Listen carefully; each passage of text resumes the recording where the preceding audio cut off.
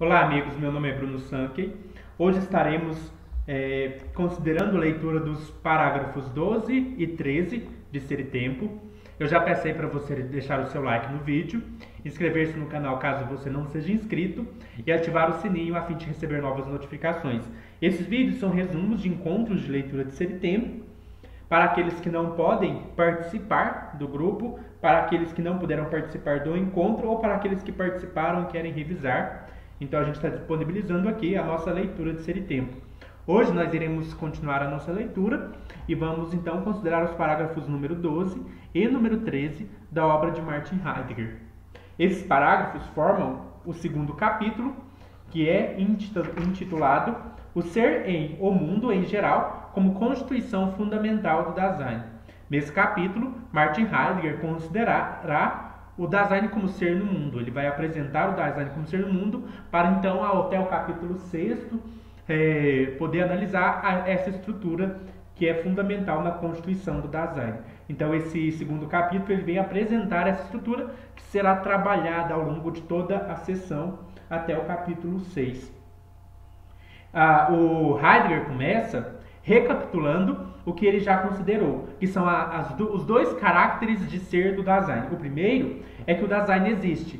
Nós já vimos que o Dasein é o único ente que existe. Todos os demais entes, eles subsistem. Eles não existem, eles apenas subsistem.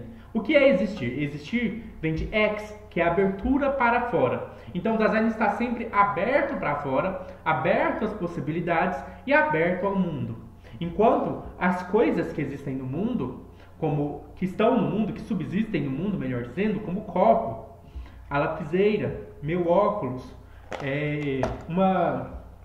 o próprio livro de Martin Heidegger, esses entes, eles subsistem, mas eles não existem. Por quê? Porque eles não são abertura. Eles estão completos e fechados, eles não mantêm relações com o mundo no sentido de abertura de compreensão. Então eles não estão abertos ao mundo, eles são cápsulas, por assim dizer, ou uma espécie de coisa fechada que já está determinada em seu ser. Por exemplo, quando o fabricante de copo fez esse copo e ele ficou pronto, moldou o vidro e ele ficou pronto, ele está determinado a ser assim para sempre, ou pelo menos até quando ele for destruído.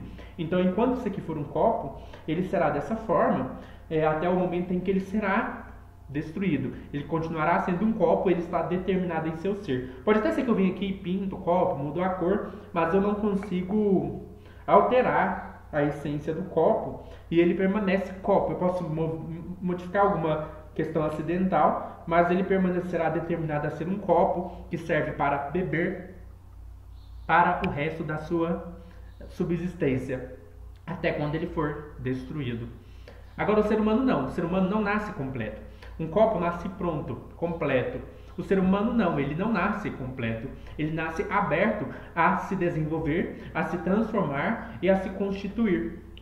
Isso significa que o ser humano não está determinado em seu ser. Ele não nasce completo e pronto. Ele é uma abertura de possibilidades e ele pode vir a ser coisas múltiplas, diferentes daquilo que ele é ou da maneira como ele tem se conduzido até determinado momento. Então o ser humano não nasce com um destino pronto, uma coisa pronta. O ser humano ele é uma abertura de possibilidade. Até a morte nós vamos nos modificando, vamos vivenciando diferentes possibilidades e nós só nos completamos então com a morte, que é quando a gente se completa. O copo não, ele se completa quando ele nasce, quando ele fica pronto. O ser humano, ao contrário, ele é aberto, ele é uma abertura de possibilidade. Ele também mantém relações com o mundo. Ele está aberto ao mundo. Nesse sentido, ele está voltado para fora, voltado para o mundo. Não existe uma cápsula fechada, uma substância fechada a qual nós podemos falar do ser humano. Pelo contrário, ele é uma abertura. E por isso, o Dasein, como modo de ser humano, é o único ente que existe. A segunda questão que a gente coloca, ou o segundo caráter que o Heidegger coloca do Dasein, é que o Dasein ele é cada vez seu, ou melhor dizendo, o Dasein é cada vez meu. Isso significa que o Dasein concerne a mim. Essa analítica existencial heideggeriana, ela trata do nosso próprio modo de ser, do modo como nós mesmos somos, do modo que é cada vez nosso, cada vez meu. E como nós somos? Nós podemos ser em duas modalidades distintas. Nós podemos ser de maneira própria, quando nós somos nós mesmos e existimos de maneira autêntica, sendo aquilo que somos, assumindo o nosso próprio ser, nos apropriando daquilo que nós realmente somos. Ou nós podemos viver de maneira imprópria, nós podemos ser de maneira imprópria, o que significa que nós acabamos então sendo indiferentes ao nosso modo de ser e adotamos o modo de ser mediano. Nós somos aquilo que todo mundo é, nós seguimos aquilo que todo mundo é, nós nos enchemos de nossas ocupações e nós vivemos como todo mundo vive. Ao fazer isso, nós nos absorvemos na impessoalidade, no impessoal, no discurso mediano, na cotidianidade. Então eu posso ser próprio, no sentido de ser aquilo que eu realmente sou, vivendo de maneira autêntica e fazendo uma escolha, uma apropriação pelo meu próprio modo de ser, ou eu posso viver na impropriedade, que é quando eu adoto o discurso mediano, adoto o modo de ser mediano e vivo numa certa indiferença cotidiana. Mas, independente se a gente vive na indiferença cotidiana ou se nós vivemos na propriedade, nós estamos a cada momento sendo aquilo que nós somos, mesmo quando ignoramos o que nós somos. O Dasein é ser em o mundo. Às vezes a gente contrai e fala ser no mundo. Isso acontece no português porque a gente contrai as preposições em e o artigo o. Então a gente junta a preposição em mais o artigo o e formamos a contração no. Mas a gente sabe que, na verdade, isso é só uma contração. A palavra completa é em o, ou como a gente fala no inglês, in the. Então, quando a gente está falando de no mundo, a gente está falando em o mundo, se a gente for desmembrar a palavra. No português, a gente tem essa mania de juntar, né, de contrair o em com o e formar o no. Mas, às vezes, para ficar mais claro a constituição completa, a gente pode falar ser em o mundo. O ser em o mundo, ele é indivisível.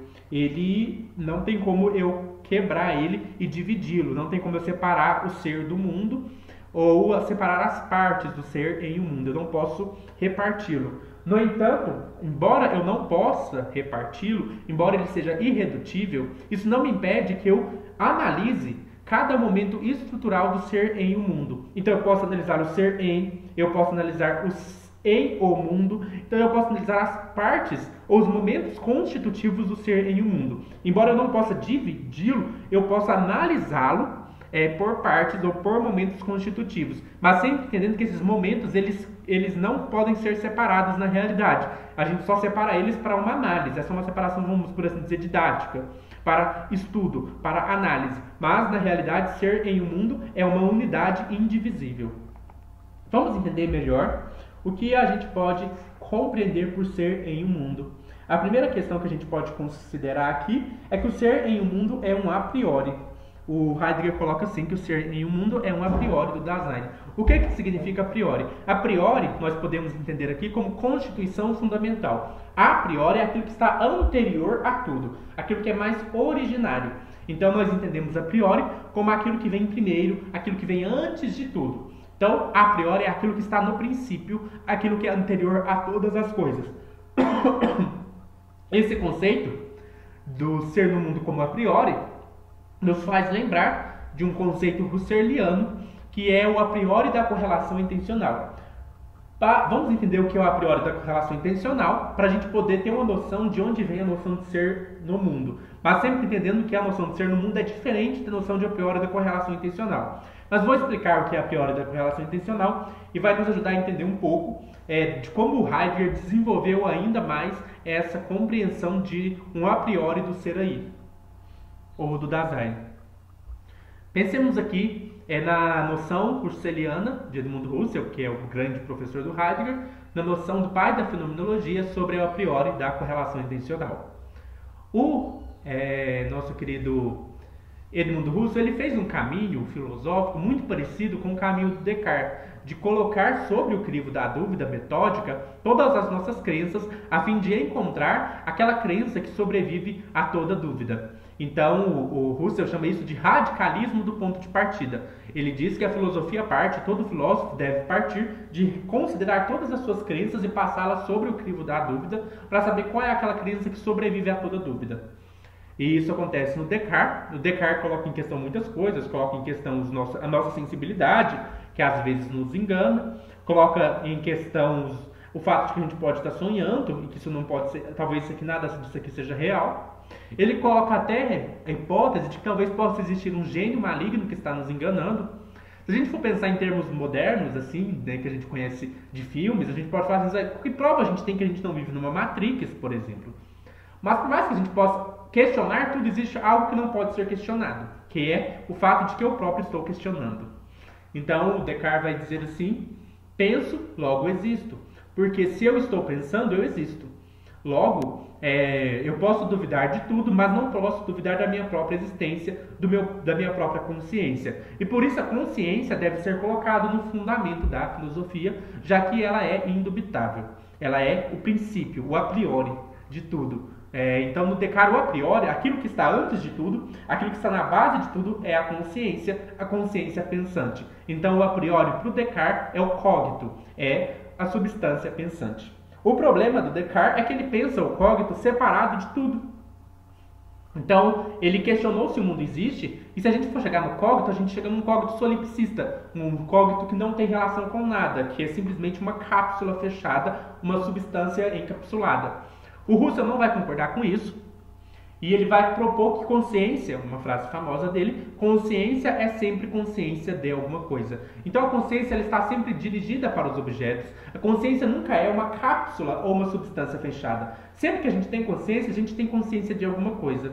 O Russell fala assim que para todo olhar há um olhado, para todo perceber há um percebido, para todo cheirar há um cheirado. Para todo ouvir, há um ouvido. Então, sempre a consciência de algo é consciência de alguma coisa. Então, a consciência é sempre consciência de algo. Assim como para todo pensar, há um pensado. Para todo conceber, há um concebido. Para todo perceber, há um percebido. Então, não dá para fazer igual Descartes fez, isolar a consciência como se ela fosse uma substância ou uma cápsula fechada. O Russell vai propor que, ao invés de ser uma cápsula fechada, a consciência é um ato de direcionamento para as coisas. Já que a consciência é sempre consciência de alguma coisa, a consciência ela está sempre voltada para algo, ela está sempre direcionada para algo.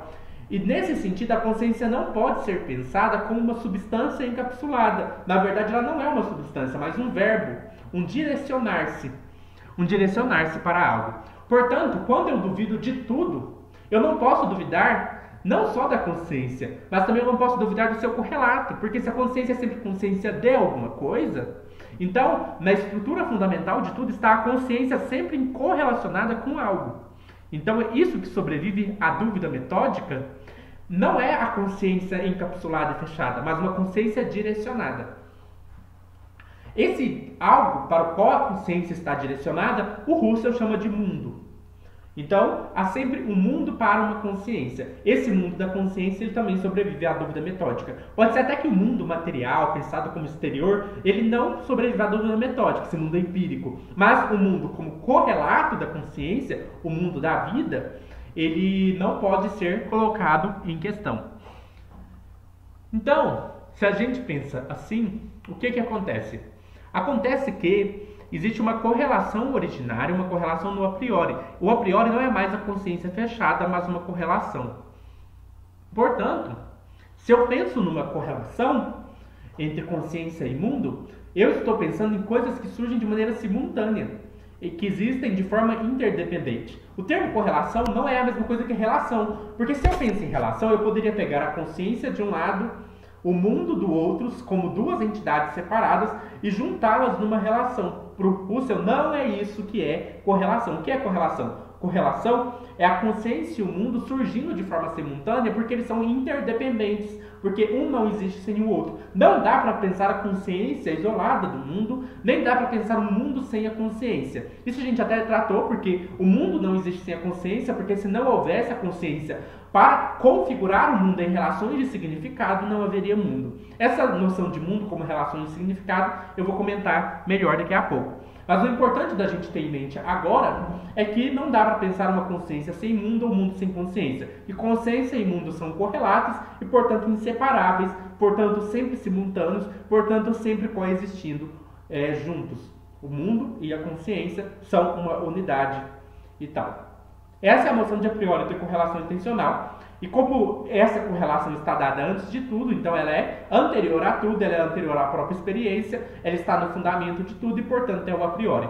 Por que chama intencional? A palavra intencional, intencionalidade, significa direcionamento. Como eu disse para vocês, a consciência está sempre direcionada para o objeto. Então, esse direcionamento a gente chama de intencionalidade. Então, a gente tem a expressão a priori, aquilo que está antes de tudo, da correlação, ou seja, surgem de forma simultânea, inseparáveis, e intencional. A consciência está sempre direcionada. É um ato de direcionamento. Então, aí a gente tem o conceito husserliano de a priori da correlação intencional. O Heidegger, como ele está propondo uma compreensão do Dasein que não passe por concepções sedimentadas da filosofia, ele não vai trabalhar com noção de consciência, porque essa noção é uma noção muito antiga na filosofia e que foi dotada de vários significados sedimentados e que podem obscurecer uma análise do Dasein, pode deixar a análise obscurecida. Então, a correlação no Heidegger ela não vai ser mais a correlação entre consciência e mundo, mas o ser no mundo. Essa correlação originária em que o mundo aparece como constituição fundamental do Dasein. Por isso, o Heidegger vai usar um hífen, porque é uma unidade inseparável. Já que é um correlato, ser no mundo, já que existe uma correlação aí, não dá para separar as coisas. Não dá para pensar o mundo sem o ser aí, e não dá para pensar o ser aí sem o mundo. Porque eles existem numa correlação a priorística e originária e, portanto, numa unidade inseparável. O ser no mundo, então, podemos ver aqui uma presença influente da noção husserliana de a priori da correlação intencional, mas há uma modificação, já que o Heidegger não vai partir de conceitos sedimentados da tradição filosófica como a noção de consciência. Heidegger não trabalha com a noção de consciência porque é um conceito sedimentado da filosofia. Mas o Heidegger vai concordar com o Husserl de que, no a priori, na base de tudo, está uma correlação originária. E essa correlação originária, o Heidegger chama de ser no mundo. E é por isso que ele vai dizer assim, aqui, que ser no mundo é um fenômeno unitário. Como o Heidegger vai analisar os momentos estruturais do ser no mundo? Embora o ser no mundo seja um fenômeno unitário, ele pode ser analisado em suas modalidades ou seus momentos constitutivos. Então, peguemos a expressão ser em o mundo. Nós podemos analisar primeiro essa segunda parte da expressão, que é em o mundo, e nos perguntar o que é o mundo. Já que o Heidegger está fazendo uma análise ontológica, ele vai perguntar sobre o mundo na sua essência originária. E o mundo na sua essência originária, ele chama de mundidade. Então, o que é a mundidade? É a primeira questão que precisa ser analisada quando a gente pensa em ser no mundo. Segundo, a gente precisa analisar esse ser aí, esse ser que é no mundo. Quem é esse ser que é no mundo? É o Dasein, esse ente que é cada vez ser no mundo. Então ele precisa analisar também o Dasein. E terceiro, nós podemos analisar essa primeira parte da expressão, ser em. O que é ser em? Essa questão precisa ser analisada. Então, se a gente for pensar, ser em o mundo, essa expressão vai ser analisada em 3 momentos. O primeiro momento é a análise da mundidade, o em o mundo. O que é o mundo? Isso vai ser tratado no capítulo 3. A segunda é esse ser. Que é esse ser que é no mundo? O Dasein. O que é o Dasein? O que é o ser aí? Que vai ser analisado no capítulo 4. E por fim, essa primeira parte da expressão ser em. O que é o ser em? Que vai ser analisado no capítulo 5. Já no capítulo 6, o Heidegger vai procurar analisar o que daria unidade a toda essa estrutura. O que faz com que o ser em o mundo e o ser aí formem uma unidade estrutural inseparável e irredutível. O que é isso que dá unidade a essa estrutura? Isso vai ser analisado no capítulo 6 e o Heidegger vai propor que isso que dá unidade à estrutura do ser em um mundo, o que faz com que essa constituição seja unitária, é o fenômeno da preocupação. Não precisamos entender o que é preocupação agora, mas precisamos já ter aí em mente essa noção, que em outras traduções aparece como cura, cuidado, mas vamos estar usando o termo preocupação. O Heidegger aqui, já no capítulo 2, nesse parágrafo, ele já considera um pouco sobre o ser em. O que é o ser em? Então, o Heidegger vai tratar do ser em e ele vai buscar diferenciá-lo do ser dentro.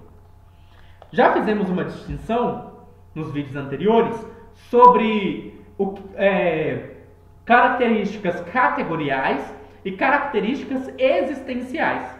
Características categoriais são aquelas que dizem respeito às propriedades dos entes que não possuem o modo de ser do Dasein.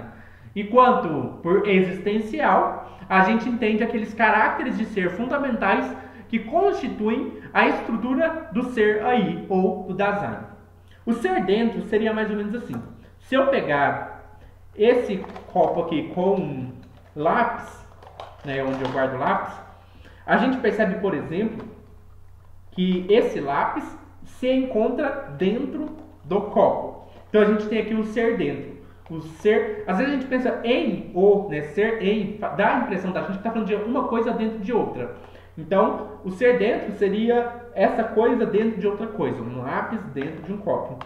Se a gente for ampliando, a gente vai perceber que tudo está dentro de tudo, né? Então, essa caneta está dentro desse copo.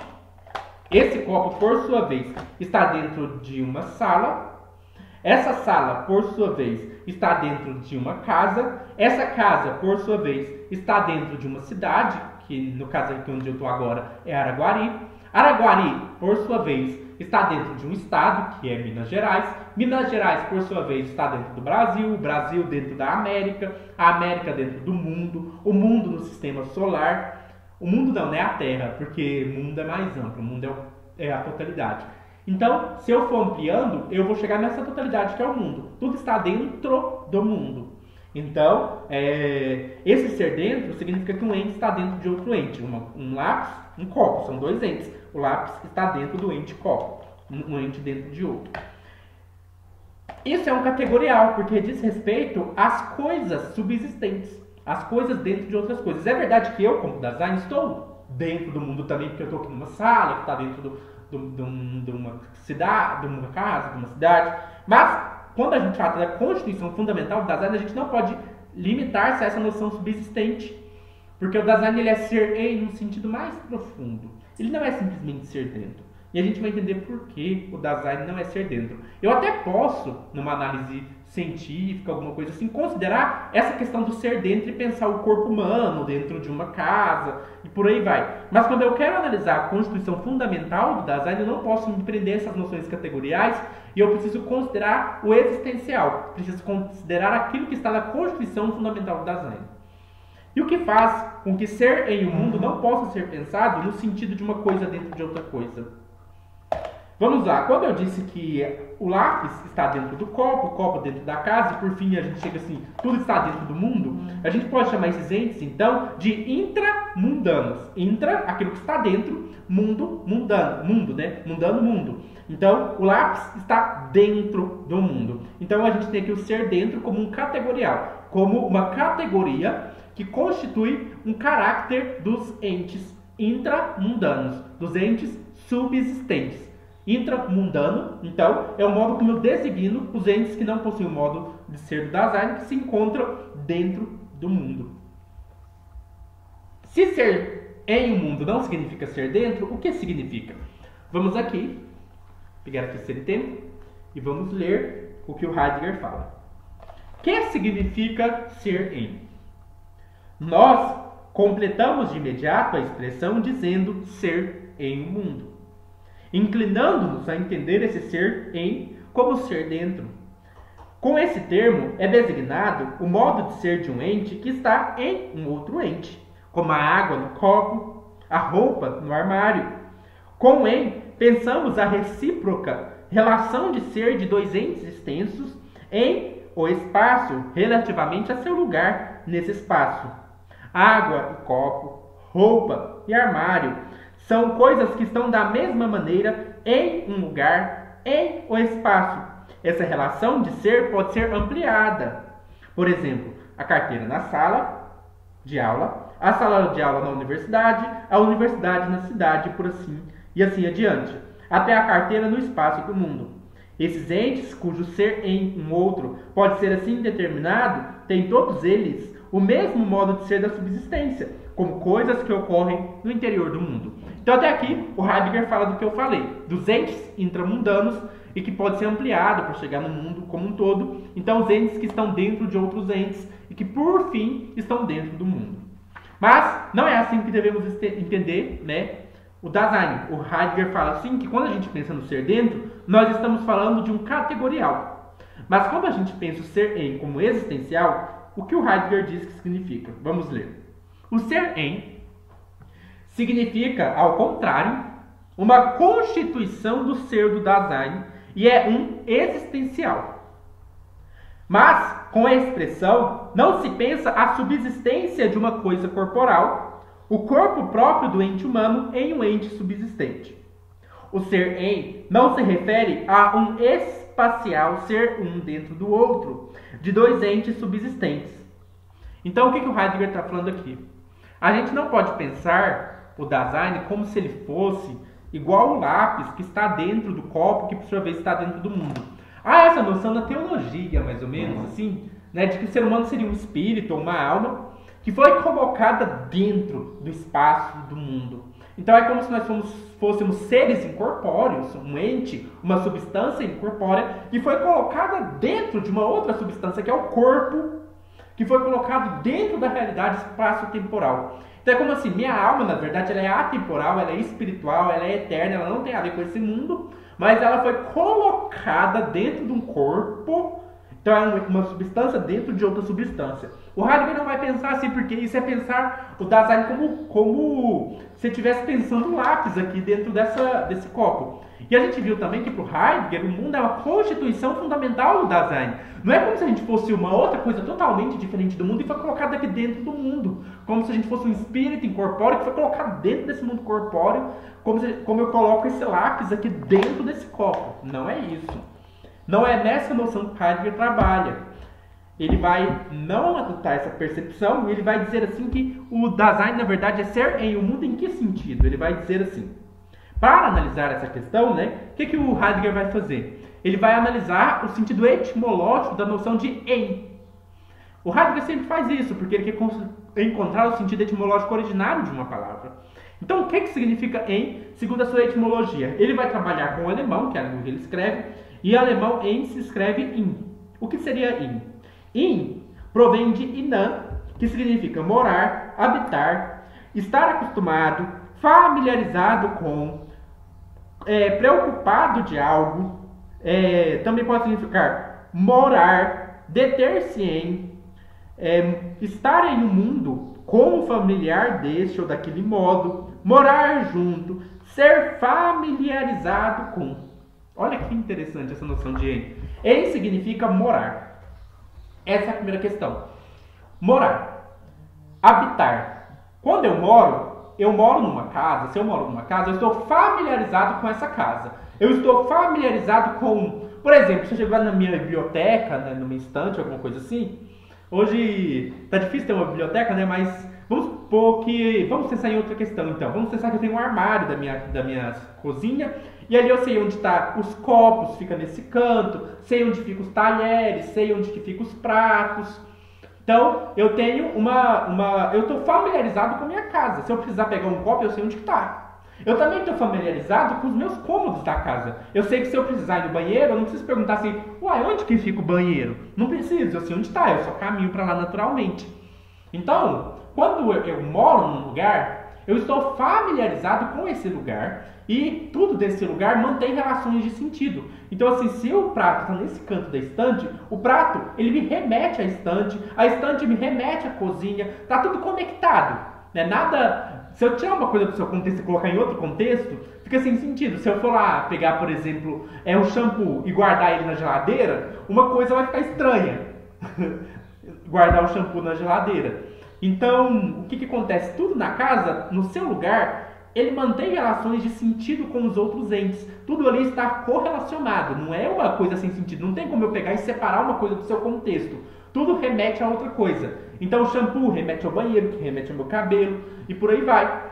Não tem como eu pegar um ente e separar ele do seu contexto. Todo ente ele mantém relações com um determinado contexto e é o seu lugar, numa estrutura de significados que faz ele ter sentido. A gente pode pensar tudo isso como significado. O prato é um significado, o shampoo é um significado. A gente pode pensar todas essas noções com significados, e esses significados estão todos se remetendo um ao outro, e por isso eles formam uma trama, tipo uma teia mesmo, uma rede em que tudo está relacionado. Porque eu não posso pegar um ente e tirar da rede, que não vai fazer sentido. Se eu tirar um ente da sua rede e isolar ele de tudo, ele perde seu significado, ele não tem mais sentido. Mas quando eu entendo shampoo relacionado com o que eu preciso lavar meu cabelo, por exemplo, aí o shampoo tem seu sentido, porque ele mantém uma relação que remete ao meu cabelo, por exemplo.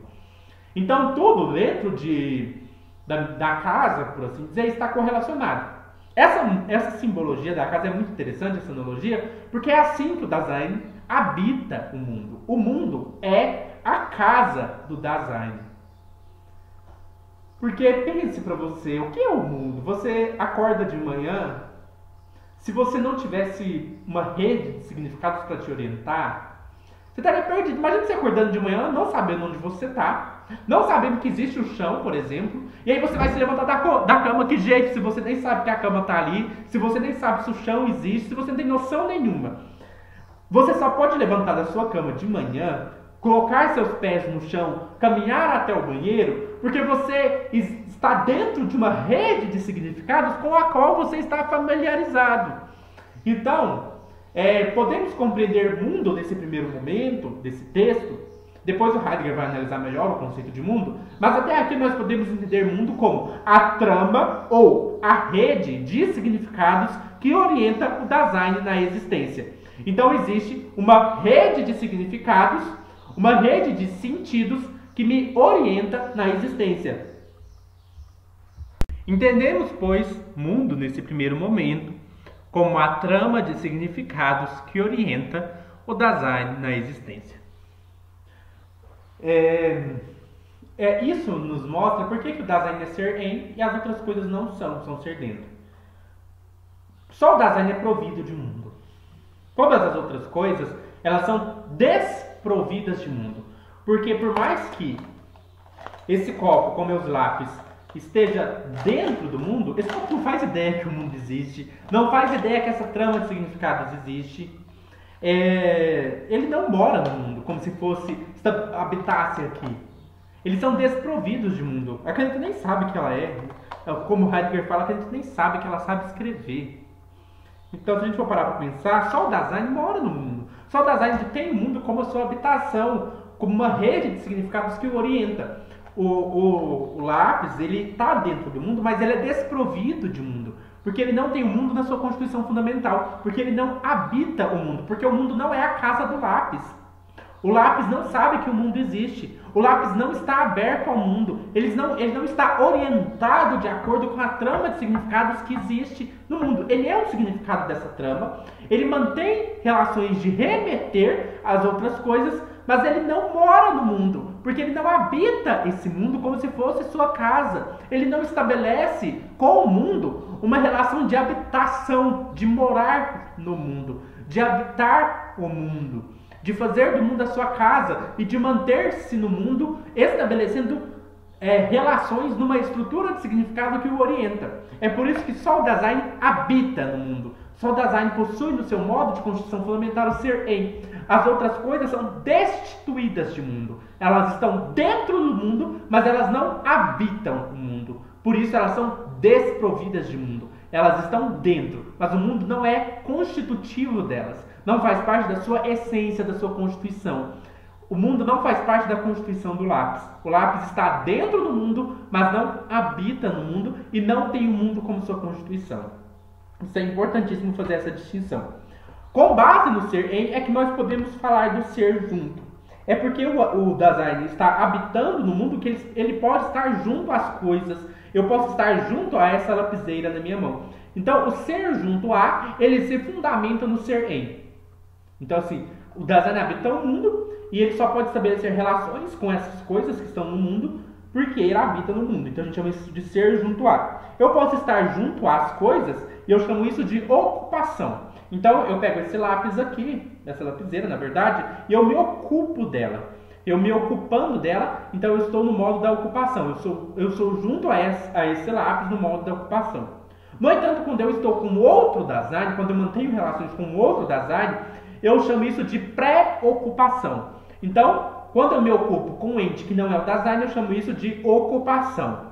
Quando eu estabeleço relações com o outro Dasein, eu chamo isso de pré-ocupação.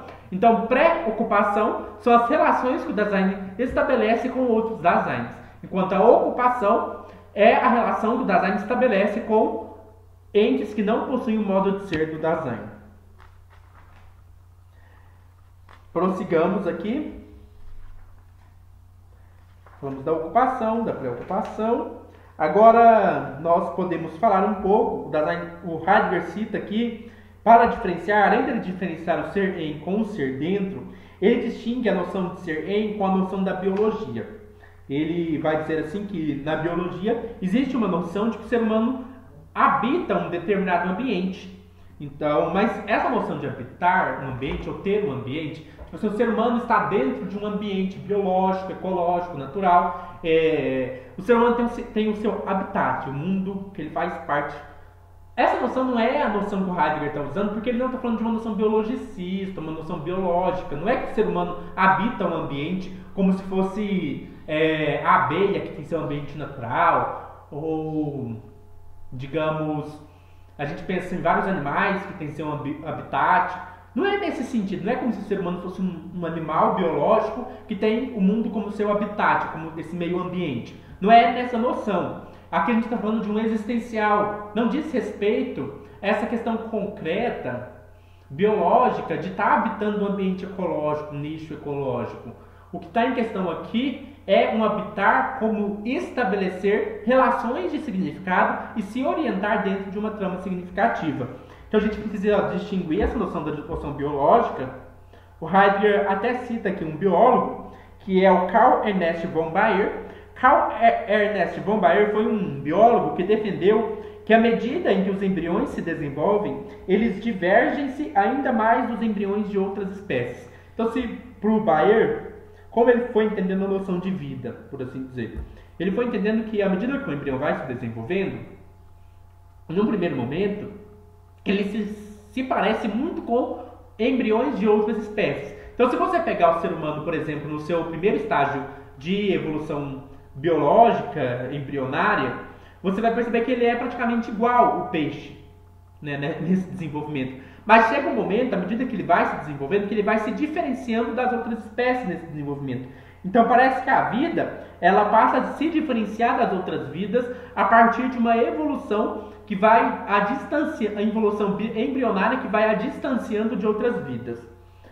Mas essa noção biológica, ela tem um problema, porque ela não determina de maneira muito clara o que seria essa vida. Então ela não toca na essência da questão.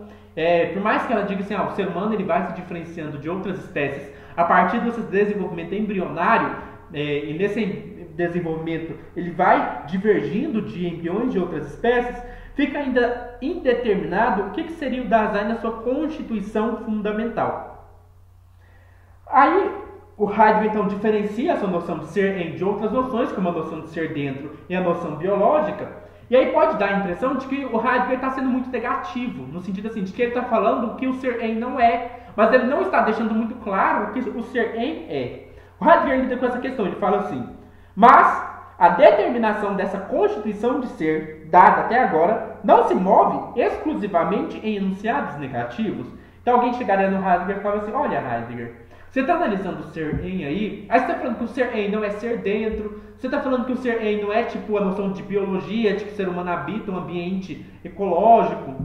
Então o que é ser em? Você está falando que não é, não está muito estranho, você só está dizendo que não é. Aí o Heidegger fala assim, sempre ouvimos somente o que esse ser em supostamente tão fundamental não é. Como uma coisa tão fundamental, você só me fala dela na negativa. E aí o Heidegger fala, de fato, eu estou usando a negativa. Mas essa prevalência de uma caracterização negativa não é por acaso. Pensemos um pouco sobre isso. Aqui nos faz lembrar, por exemplo, de uma noção que existe na teologia, que é a chamada teologia negativa.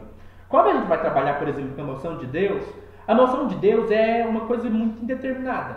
Não tem como eu dizer o que Deus é, porque Deus é infinito, ele é muito além da minha compreensão, então eu não posso dizer o que ele é. Está além da minha compreensão fazer isso. O que a teologia então fala pra gente? Ao invés de dizer o que Deus é, então fala o que ele não é. Diferencia ele de tudo.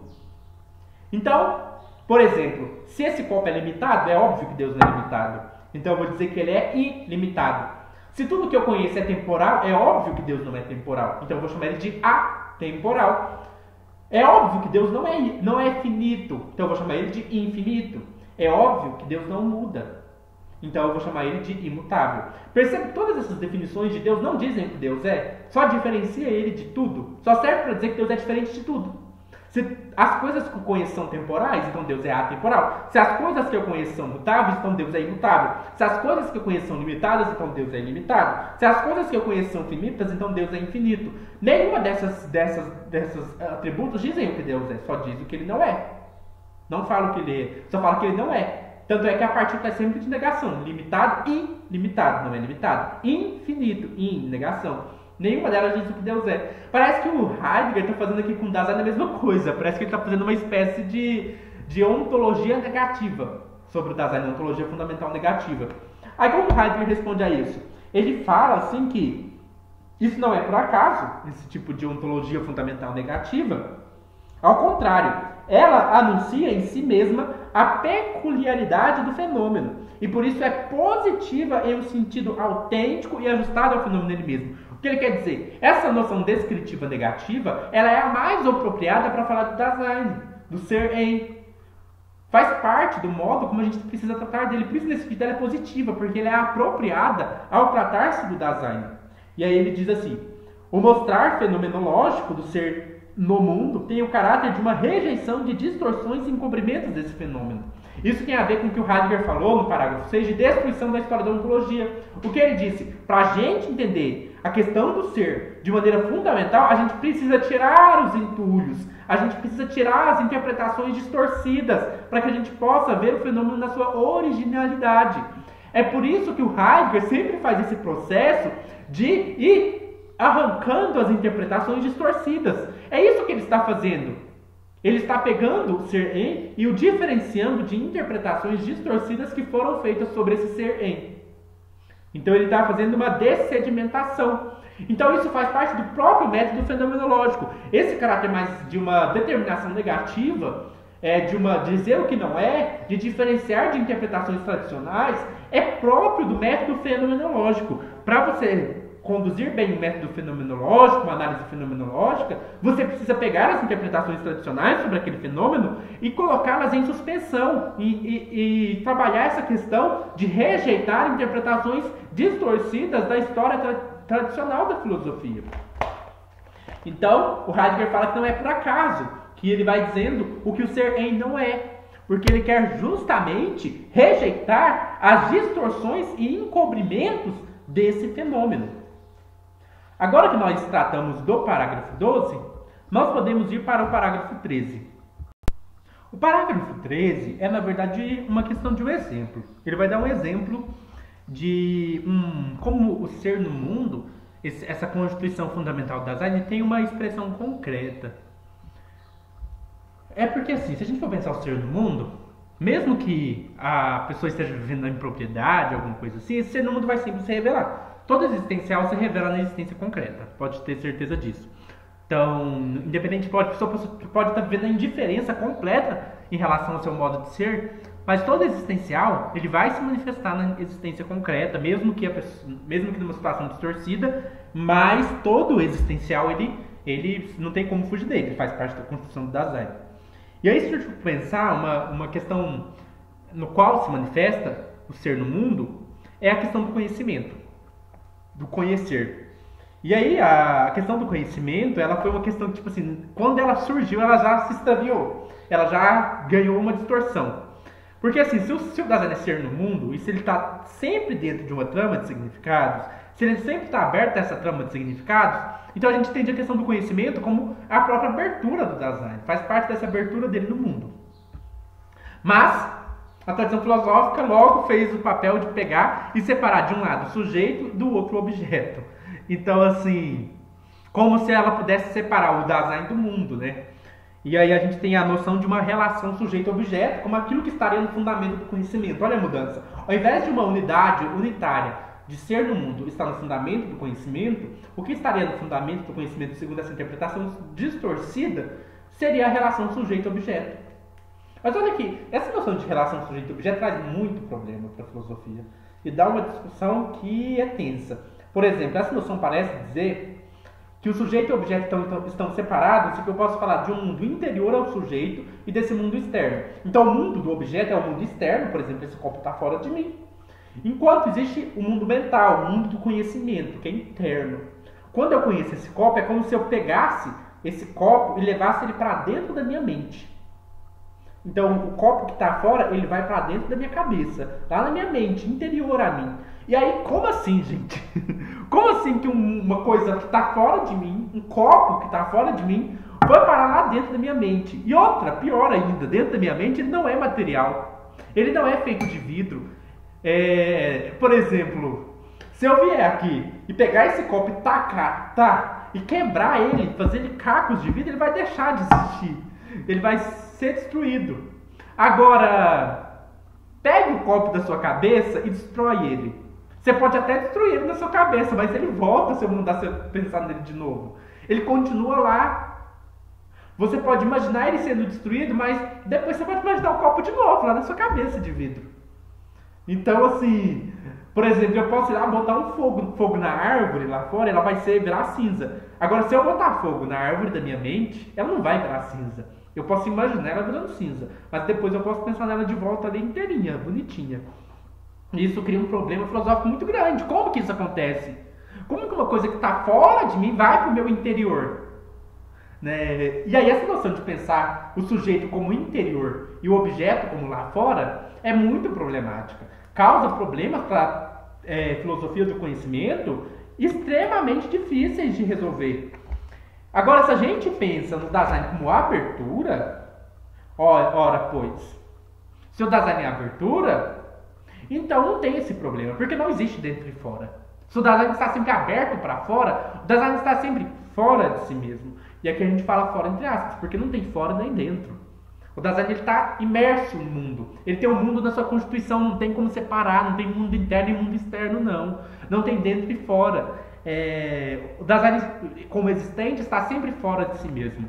E a gente pode exemplificar a noção de conhecimento de uma maneira bem interessante, assim, como que funciona o processo de conhecimento segundo o Heidegger, assim, como se dá esse processo em que a gente conhece uma coisa, em que a gente se volta para conhecer algo. Vamos supor que eu quero escrever um poema. Para escrever um poema eu vou precisar de um lápis e vou precisar de uma folha de papel para escrever. Mas quando eu vou escrever o poema, não estou nem pensando no lápis nem na folha de papel, estou pensando no meu poema. Eu quero escrever meu poema, peguei o lápis ali e vou escrever o poema. Quando eu começo a escrever o poema, de boa, se funcionar, ótimo, escrevi o poema. Mas vamos supor que no meio do poema meu lápis quebra no meio. Tac! Quebrou. E agora? Agora, ou melhor dizendo, vamos pegar uma coisa mais difícil de resolver. Eu tô lá escrevendo com minha caneta, de repente ela não tá escrevendo mais, acabou a tinta, estourou. Quebrou a caneta, não escreve. Aí, o meu poema, que era o que eu estava em mente, já era. O que eu preciso me concentrar agora é fazer essa caneta voltar a funcionar, é arrumar outra caneta, fazer alguma coisa. Eu vou me voltar para a caneta. E aí sim a caneta aparece para mim como central. Enquanto o meu projeto de escrever o poema era o central, agora o que me é central é minha caneta, ela está me chamando a atenção. E aí, quando eu pego a caneta lá quebrada e tal, o ser da caneta, o seu sentido, a sua utilidade se manifesta. A caneta eu preciso dela para escrever. Então, assim, a manualidade da caneta, o caráter utensiliar da caneta, o que faz a caneta ser caneta, o que possibilita ela ser caneta, é o fato dela poder escrever. Ela quebrou, eu preciso dela para escrever. E aí isso me faz voltar para o ser da caneta. Então, assim, o poema, que era o central, ele não está mais no foco. O que está no foco agora é a própria caneta que está quebrada e eu preciso dela para escrever. Então esse é um exemplo só para mostrar como, quando uma coisa ele rompe com a estrutura de significado familiar que a gente está acostumada, ela nos chama a atenção para que a gente possa conhecer aquilo melhor, compreender o modo de ser daquilo. Então, quando uma coisa quebra, quando um utensílio quebra, essa manualidade dele se manifesta. Essa questão da questão do modo deficitário dos utensílios, que permite que a gente se volte para ele para compreender, eles vão chamar esse quebrar de a caneta entrar no modo deficitário e faz com que eu me ocupe dela e mantenha então uma relação de conhecimento aqui. o Heidegger vai trabalhar isso melhor mais pra frente. Como eu disse, aqui ele só está querendo dar um exemplo assim, dessa questão do conhecimento. Mas como que funciona o conhecimento basicamente? Vamos supor, a caneta quebrou, ela vai aparecer para mim numa determinada faceta que me permite pensar sobre o caráter utensiliar dela, a manualidade dela. E aí, à medida que eu tento interpretar isso, à medida que eu tento dar sentido para isso que parece que está fora do lugar, isso é interessante, né? Geralmente o nosso conhecimento ele aparece quando as coisas parecem estar desajeitadas, alguma coisa está fora, alguma coisa rompeu com aquilo que a gente está acostumado, com a nossa familiaridade. Quando algo rompe com aquilo que é familiar, quando uma coisa parece desajustada com o seu contexto, parece que tem alguma coisa ali, isso desperta em nós o desejo de conhecer aquilo melhor. E esse conhecimento, então, o que acontece? Uma faceta, um aspecto daquilo que quebrou se manifesta para mim. Uma faceta daquilo que quebrou se manifesta para mim, um aspecto aparece para mim. Esse aspecto que aparece para mim, eu posso chamar essa abertura, né, desse aspecto, dessa faceta se manifestando para mim, se mostrando para mim, eu chamo de compreensão. E aí, à medida que tem essa compreensão, eu posso criar uma interpretação para entender esse fenômeno. E quando eu interpreto, quando eu articulo, quando eu discurso, quando eu tento compreender esse fenômeno, à medida que eu interpreto, novos aspectos desse fenômeno vão se mostrando. Isso cria uma espécie de circularidade, em que a compreensão abre possibilidades para novas interpretações, e novas interpretações abrem possibilidades para novas compreensões. Isso significa que à medida que um aspecto do ente se mostra e eu tento compreendê-lo, interpretá-lo e dar significado para aquilo, à medida que eu interpretá-lo, novas facetas, novas faces, novos aspectos do fenômeno vão se mostrar. Aqui a gente cita isso só de maneira bastante introdutória, o Heidegger vai aprofundar essas questões mais para frente, mas o que é importante mostrar com esse exemplo é que quando a gente vai pensar a questão do conhecimento, a gente não pode pensar esse conhecimento como mera relação sujeito-objeto. Isso é uma maneira extraviada, imprópria de pensar o conhecimento. Nós precisamos pensar o conhecimento como fundamentado no ser no mundo. E na realidade, sempre que a gente for pensar em alguma questão que diz respeito ao Dasein, a gente precisa pensar nisso relacionado com a estrutura fundamental do Dasein, que é o ser no mundo. Então, com esse exemplo do conhecimento, o Heidegger quer nos chamar a atenção para o fato de que precisamos pensar como constituição fundamental do Dasein, o ser no mundo. E se o ser no mundo é a constituição fundamental do Dasein, tudo que diz respeito ao Dasein se relaciona com esse ser no mundo. Essa é a discussão sobre o parágrafo 12 e 13.